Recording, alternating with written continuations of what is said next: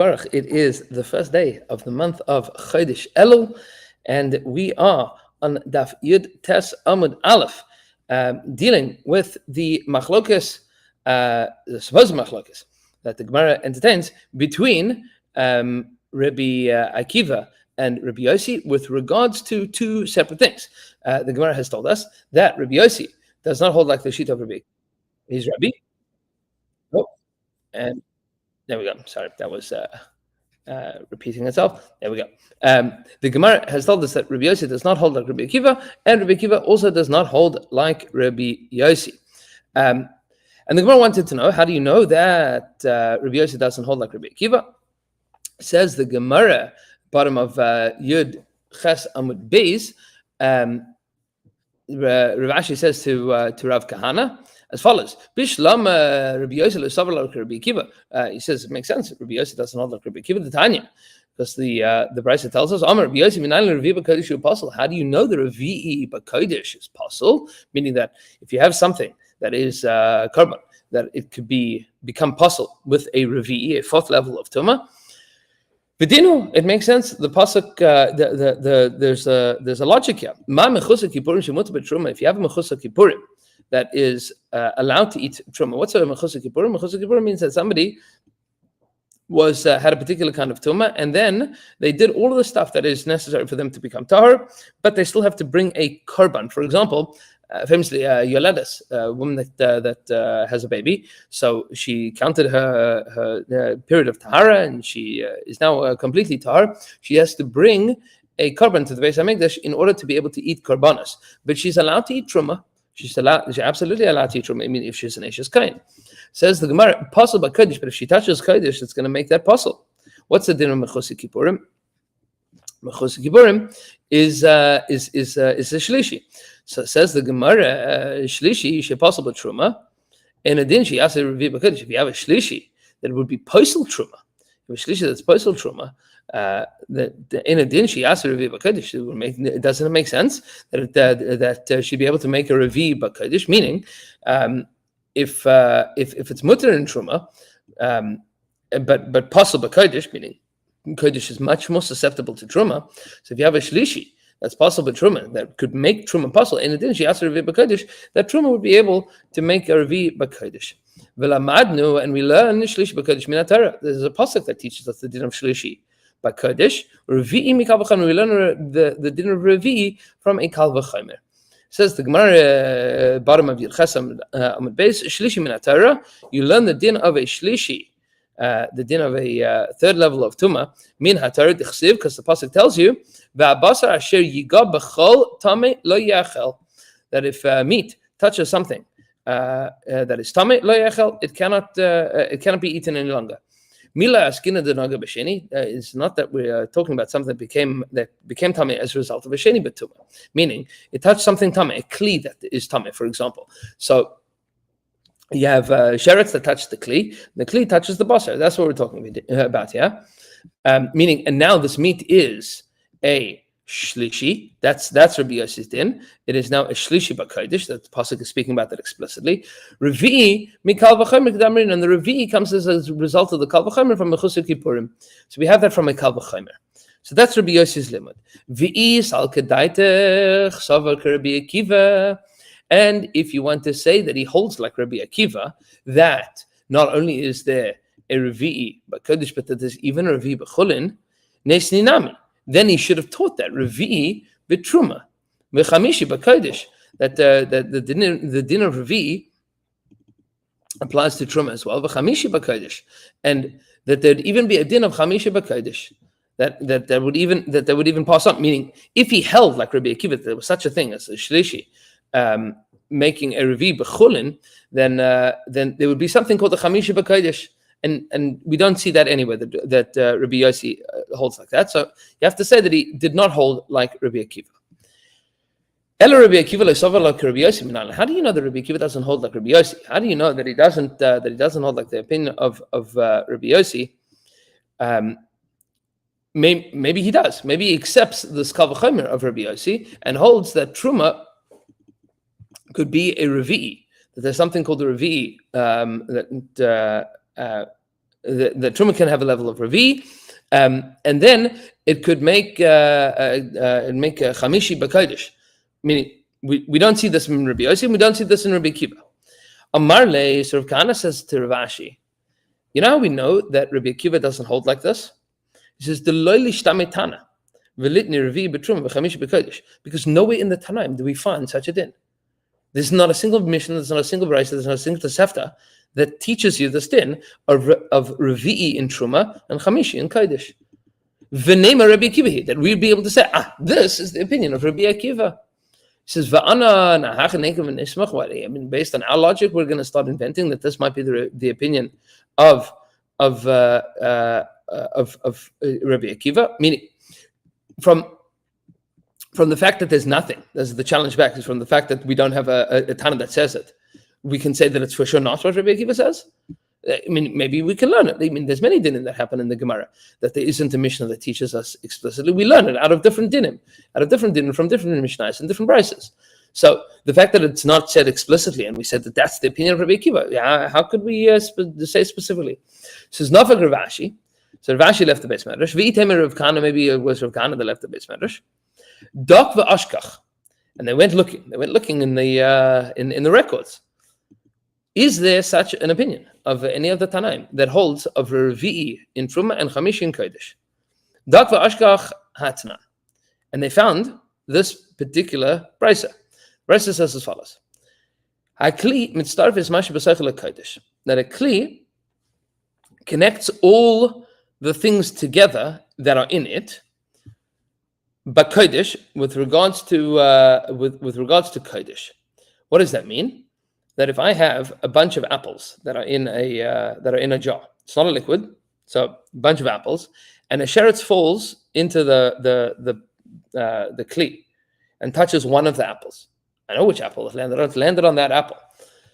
Says the brisa that the kli is mistarif as masha b'seichel kodesh. All of the stuff in there is now going to become tamei. Aval loy litruma, but that's not the case with regards to truma, meaning with regards to truma, it's not going to make all of it. It's not going to make all of it tamei. Meaning, things that are kodesh, things that belong to the Beis Hamikdash, have a much higher level, much more sensitive susceptibility to truma. But truma, we don't apply this din. The kli is not mitzvah of that. It says v'aravi b'kodesh posel, and something that has a din of revi b'kodesh, a thing that has kedusha that belongs to the Beis Hamikdash, is posel with a revi v'ashlishi b'truma, and truma is susceptible to even a shlishi b'truma. What does that sound like?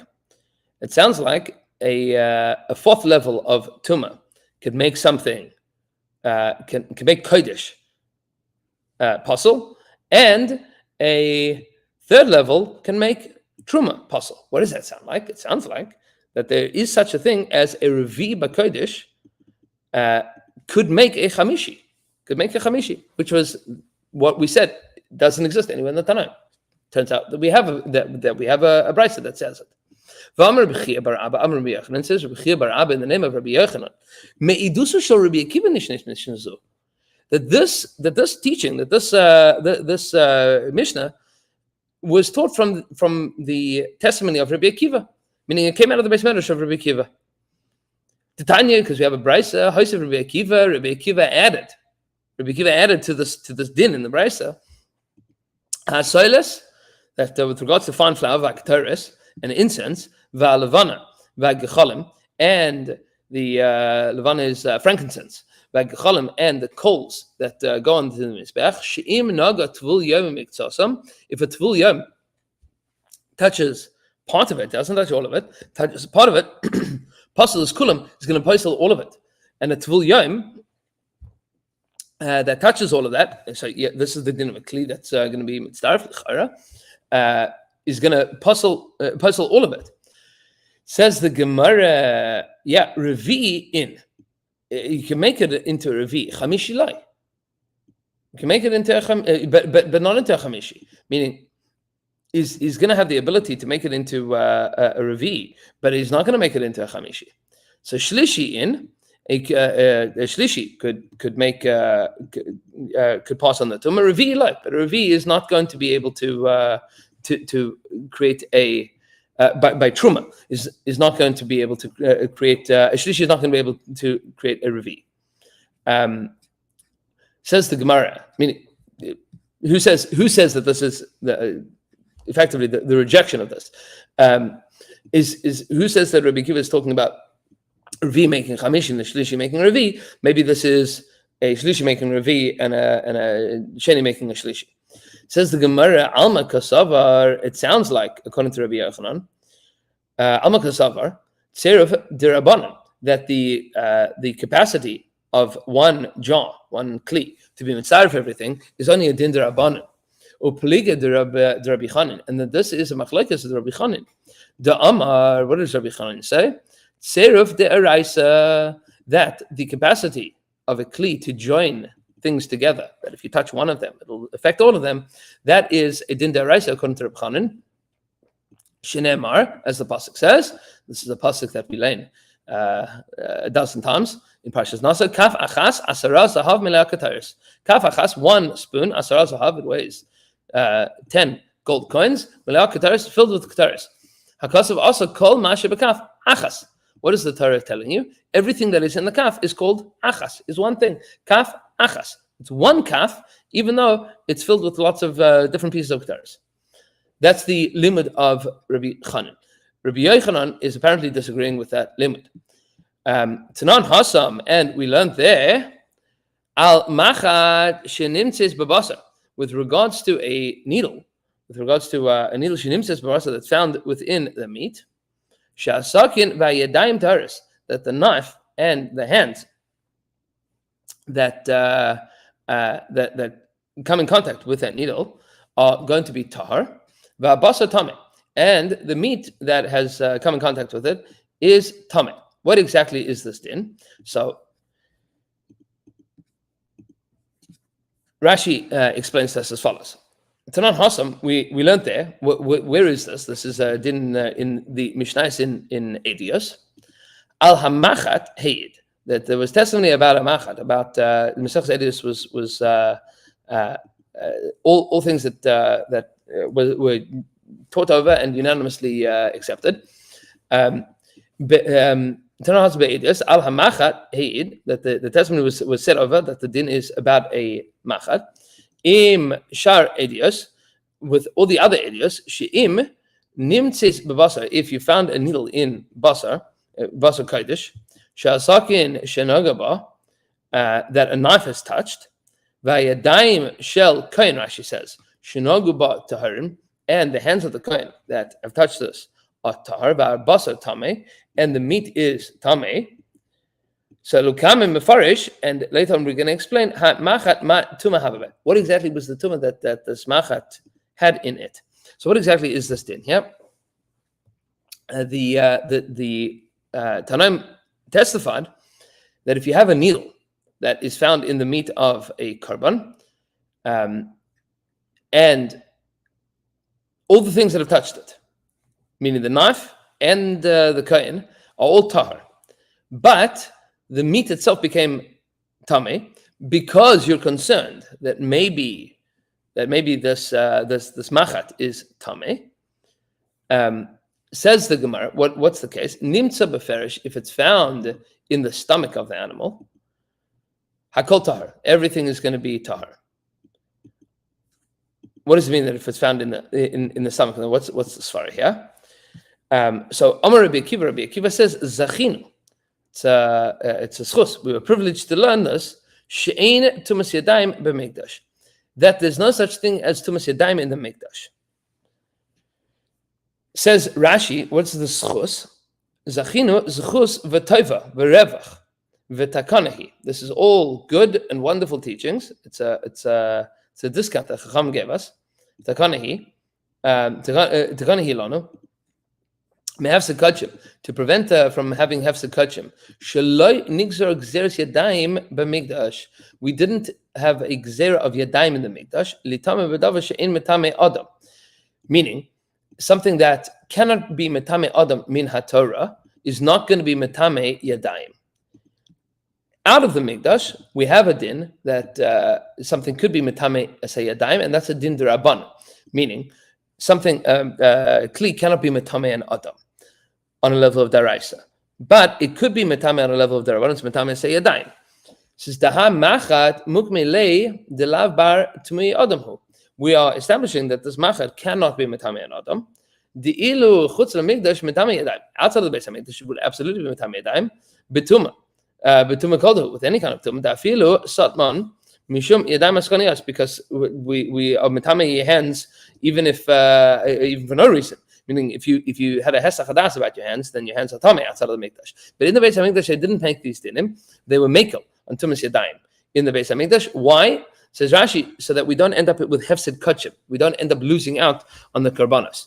So, says the Gemara at the top of Yud Testament base, just going on to the next Amud for a minute. V'neima, maybe we could say she'ein tumas yadayim v'kelim hamikdash.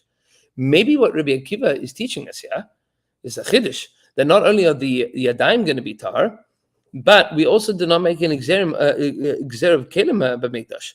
Maybe there's no the tumah of yadayim or tumas kelim in the mikdash, because the Mishnah also told us that both the yadayim and the sokin are going to be tahar. Amar Rav Yehuda, Amar Rav, says Rav Yehuda in the name of Rav. V'itam Rav Yosef Rav Chanina, maybe it's the opinion of Rav Yosef Rav Chanina. Yadayim and kaidem gzerus kelim nishnu. Now these are two separate developments of halacha. The gzera against tumas yadayim, meaning that there's such a thing called tumas yadayim, that was a previous gzera, and there was a later gzera of tumas kelim. These are two separate dinim. Says Rashi, v'neimu, what's the limit here? Maybe we could say that as well. And then the next Rashi is yadayim kelim gzeres kelim nishnu litamim midrabanan, meaning the din of being matami yadayim midrabanan was an early gzera, and edus zu adayin loy nigzera gzeres chachamim al tumas kelim drabanan. And this Mishnah was taught before they made the gzeres kelim on a level of the Rabbanan. Therefore, later when they made the Gezer on the Kelim, so that supersedes this Mishnah. Meaning, the Mishnah taught both the Yadayim and the Sakin are Tahar. Yeah, the Yadayim are Tahar because we didn't make that Gezerah. That Gezer B'dafka wasn't made on Yadayim in the Mikdash. Kelim, it says Kelim as well. No, Kelim, the din of Kelim came after that. That's a separate din, that the din of Kelim came after that. Be'ez Hashem Yisbarach, to be continued tomorrow. Chodesh Tov Mevarach, and everybody should have a wonderful evening.